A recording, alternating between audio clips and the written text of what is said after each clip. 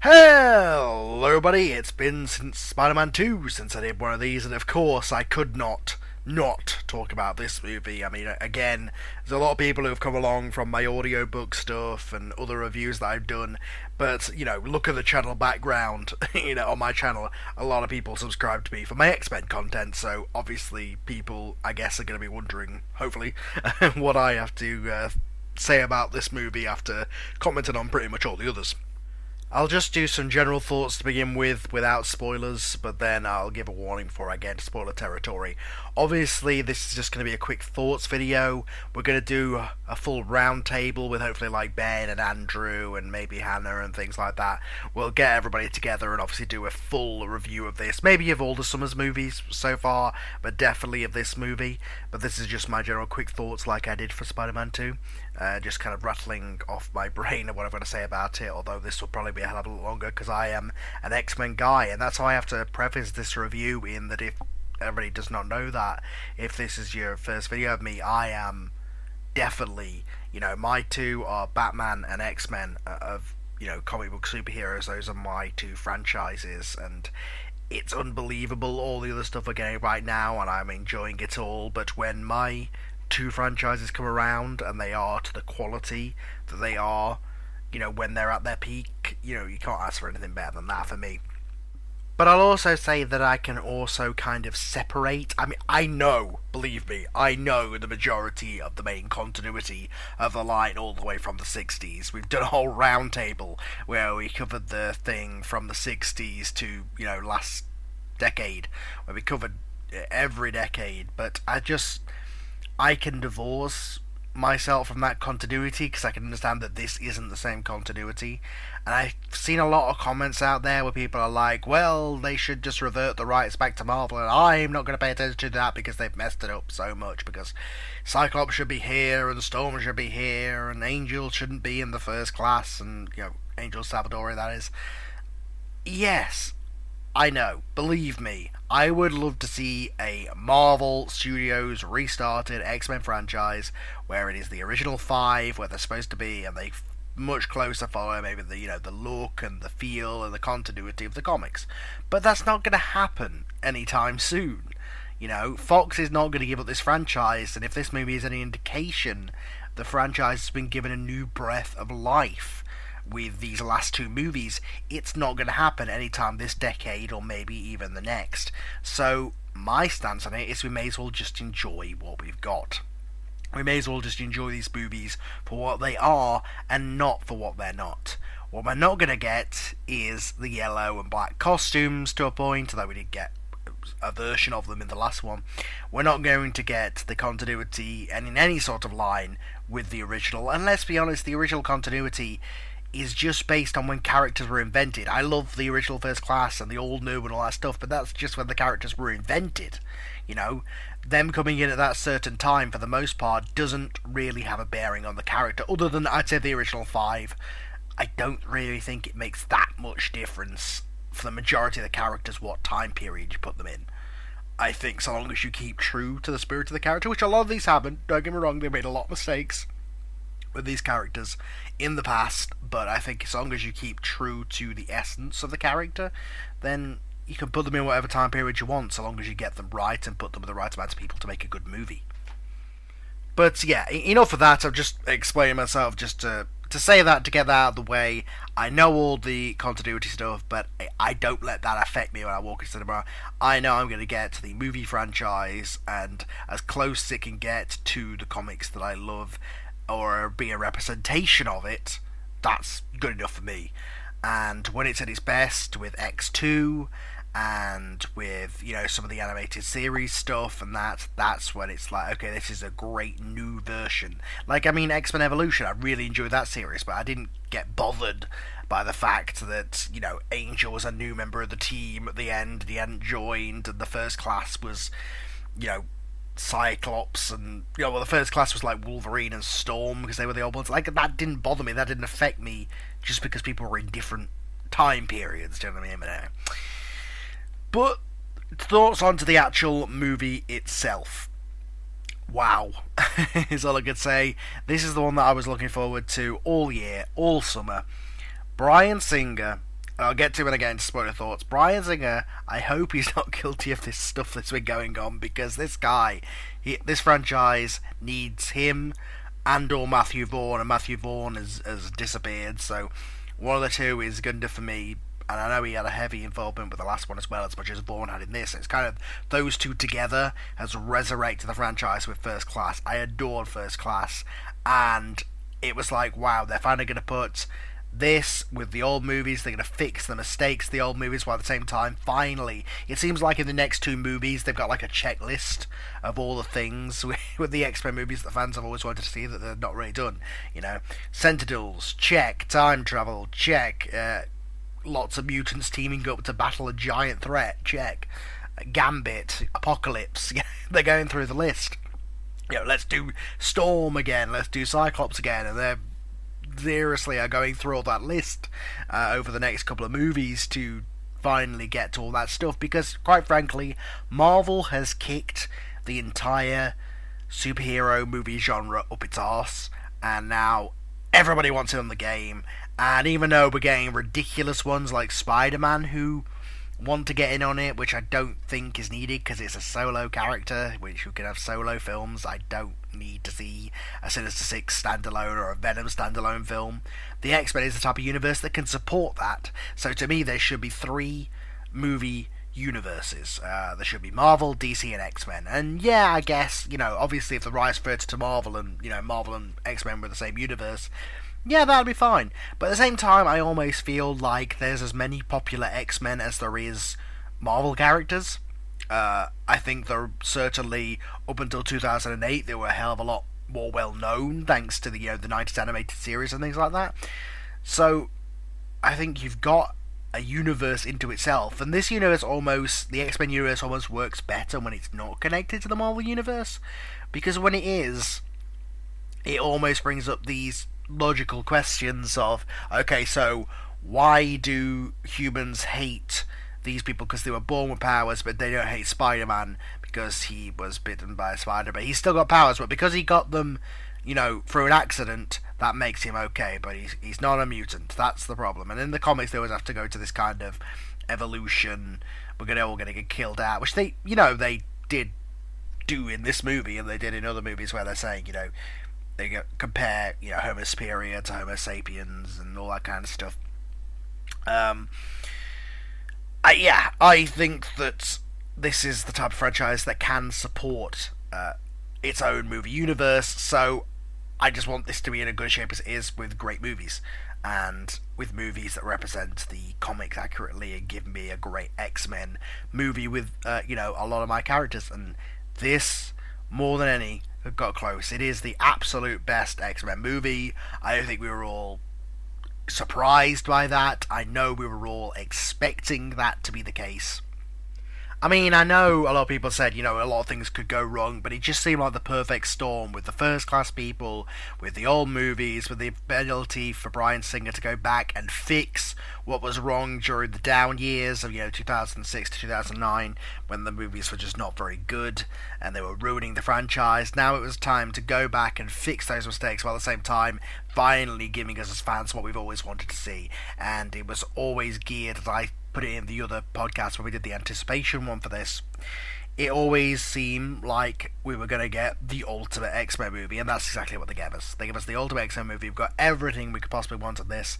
I mean, a minor complaint would be that we never got to see Wolverine, with his adamantium claw slash for a Sentinel. I would have liked to have seen that in the future, maybe.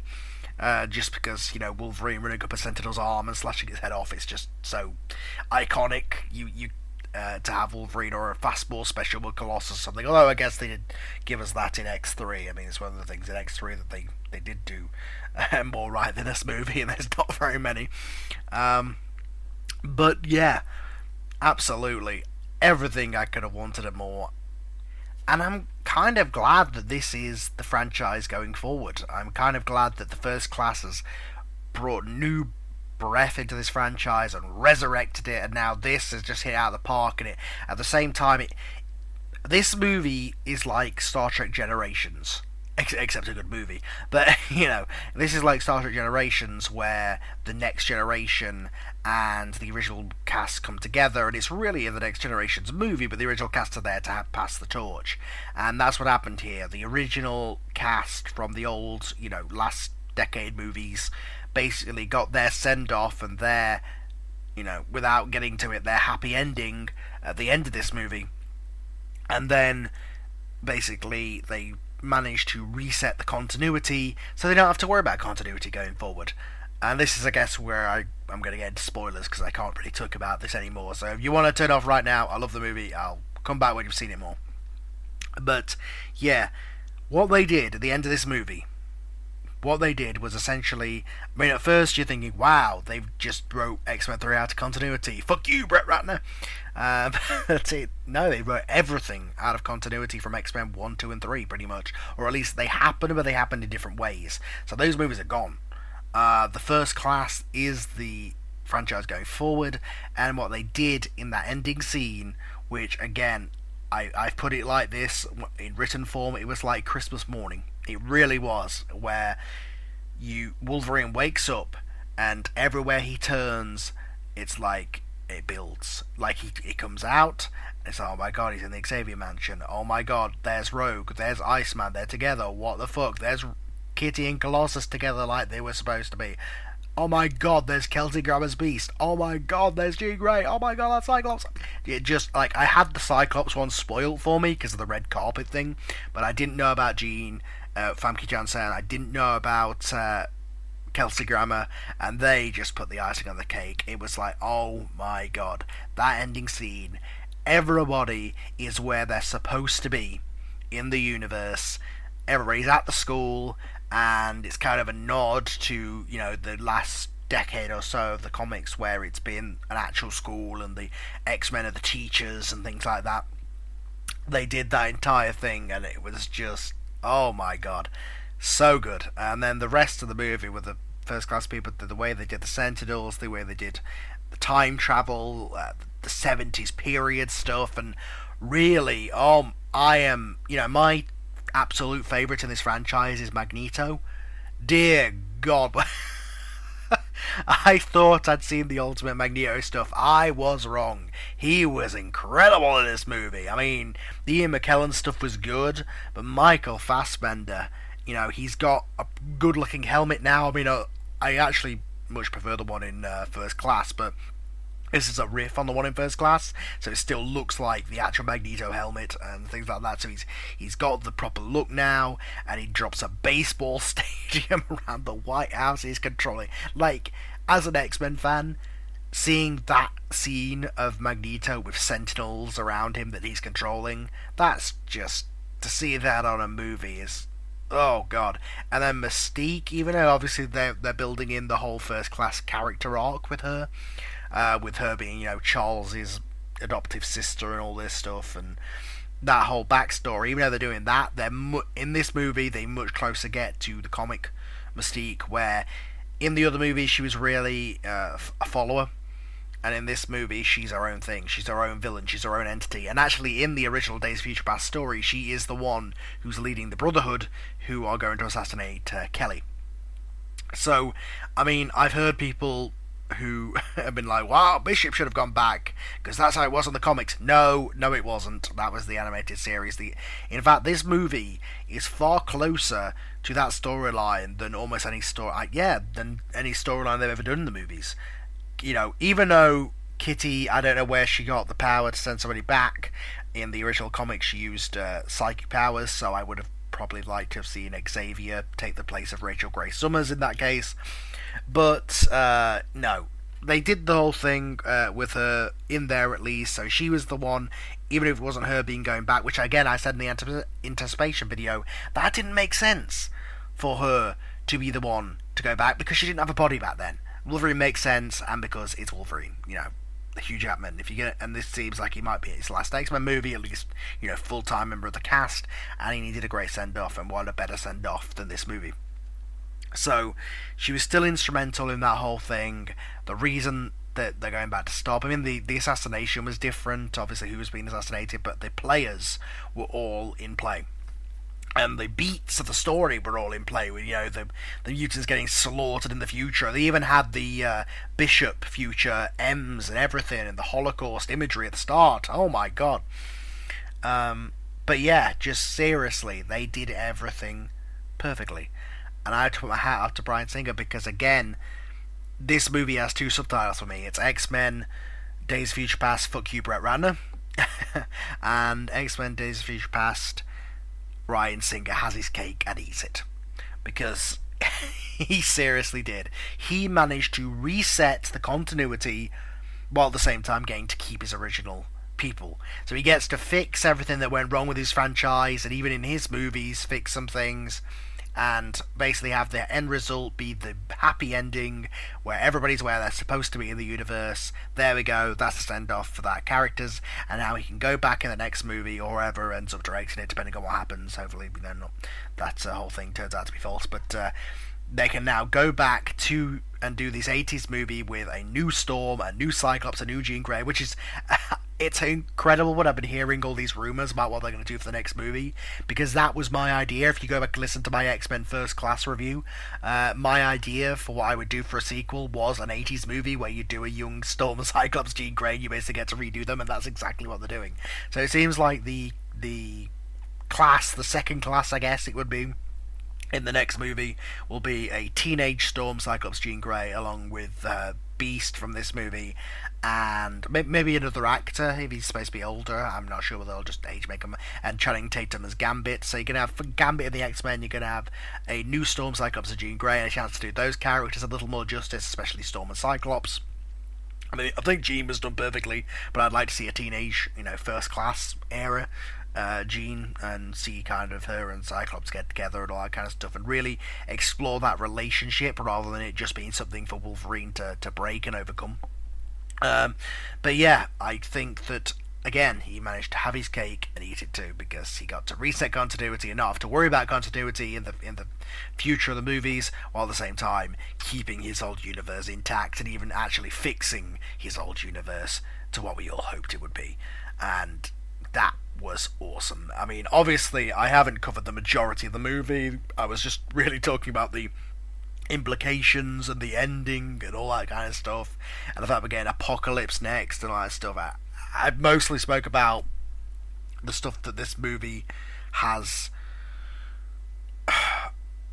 instrumented, the stuff that this movie has created going forward, the possibilities it's created. It's been more the theme of my thoughts here, because that's what my thought coming out of that cinema was, and I heard it described by Captain Logan on his thing on the Geek Revolution, was he walked out with absolute euphoria, and that's the best way I could describe it. Like, I need to see this movie again in cinema. I don't go back and see movies again in the cinema. I'm going to go see this movie again in the cinema, because I want to see this movie again, like now, when I've been at work all weekend, so I haven't had a chance, but I will do probably tomorrow at some point, go and see it again, because it was just that good, and because it gave you such the happy ending at the end, and such euphoria to see all those characters and all those actors back to have one great last send-off before now in the new movies they will go ahead without having to worry about that continuity, and the future is bright for the X-Men movies. And at the same time, just giving us a great movie, a great adaptation of Days of Future Past. Michael Fassbender and James McAvoy, I think, steal the show. Quicksilver was incredible. He stole the show from a character standpoint, but I think in terms of acting, and oh my god, they don't even get me started on that plane scene where literally they just kill off the entire first class characters, but do it in such a way that's like you don't mind. I mean, majority of them were like Angel Salvadori, who gives a shit, Azazel, who gives shit, although he was supposed to be Nightcrawler's father, so he's Kurt out there as a child that Mystique's had in the last 10 years. We don't know what's going to happen with that, but a majority of his characters, other than Banshee, I'd say an Emma Frost, of course, nobody really gives a shit about, but it was just so well done. It's like, okay, we don't want to deal with these characters, so let's have them be casualties of the war, and have them be this thing where Xavier says, you abandoned us, and Magneto just go, motherfucker, what? Do you know how many people we have lost while you cowered in your house? And he lists them all, and oh my god, even they had the likenesses of them in that folder that Mystique saw, at least Angel and Azazel I saw in that folder. So, I mean, there was a lot of characters who were in this movie, but were just there to be, oh, hey, there's Havoc. Quicksilver was like that in a lot of ways, except he was obviously a big teaser. He was in it for 20 to 30 minutes, he stole the show and you wanted to see more, and it certainly seems that we will get more. The hint, obviously, towards his parentage has been confirmed by Michael Fassbender. So it seems like that'll be something they'll probably explore in a new movie. I almost guarantee that Magneto will probably be in the next one, and I would not be surprised if Quicksilver doesn't either do a pyro where he's with the X-Men and, he goes and joins his father when finding I am your father kind of scene maybe, except this time he actually, unlike Luke, does turn to the dark side. Speaking of which, there was an absolute Darth Vader moment in this scene, like Empire Strikes Back, where Magneto's tossing the stuff at Wolverine. Jesus Christ, he was never more Darth Vader. But yeah, maybe they'll do that kind of thing with Quicksilver where I am your father, or maybe he'll just be in the New Brotherhood with Toad and things like that, because you saw him all watching the screen at the end there. So I mean, I don't know whether it'll just be Apocalypse and his Horseman. Maybe Magneto and will end up being a Horseman.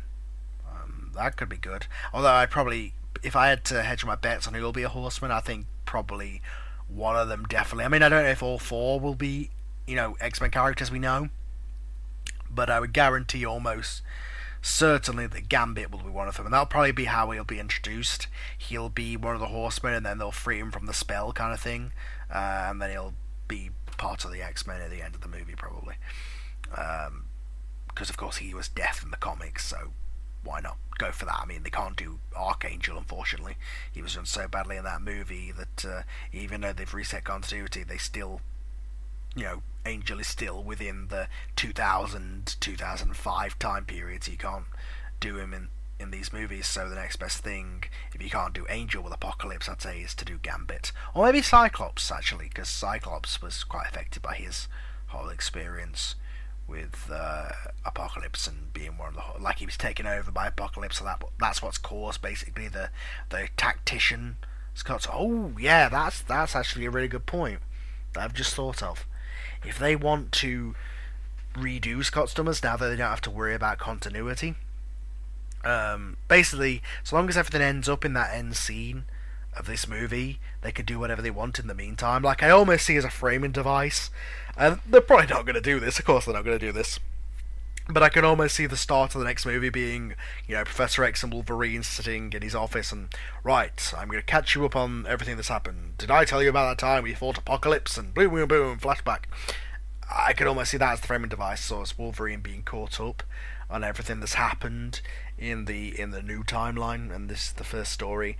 Yeah, I know I'm being very scatterbrained here in this thing. I haven't got a script. I'm just kind of speaking and whatever comes into my head I'm saying. But no, I could definitely see them doing a thing with Cyclops where they do maybe him becoming one of the Horsemen, or he gets affected by Apocalypse in some way. So they do basically the Dark Taint thing that happened before Grant Morrison's run, where Cyclops becomes a little more dark, and then that's how you get the more tactical Scott Summers that we know. I mean, it's hard to get to that without Emma Frost, but I'm sure there's a way to do it. And that's how, for people who think the Cyclops is a lame character, that's how to make him into the cool character. Maybe he joins the Brotherhood for a while. There's a lot of possibilities you could do by basing it on the modern comics, by having, that happen. But I would almost certain, especially if Wolverine's not in it, I would be certain that he'd probably be the main protagonist, other than obviously Xavier and stuff. And when's Xavier going to lose his hair, by the way? When's that going to happen? Or is that going to be a result of a battle, maybe, as these things often are? But yeah, again, I know that I have rambled pretty much for 20 minutes, and it's just been basically me speaking about the future and what this movie did to establish the future. But that was, again, as I said, my main thoughts coming out of this movie. I'll obviously do a full in-depth review, and we'll do a full analysis of all the acting and the scenes and all this stuff. But I want to go see it a second time, rather than just, obviously listen to other people's thoughts and stuff. But I want to go see it again for a second time, maybe a third time. Put my thoughts together on it, get with all the guys, and have a full podcast review of it. So this has been my kind of scatterbrained thoughts of X-Men Days of Future Past. If you haven't seen this movie, well, you should listen to the spoilers part. But if you haven't seen this movie, go see it. It is absolutely the best representation of the X-Men on screen, and it's just a fucking good movie. So go see it.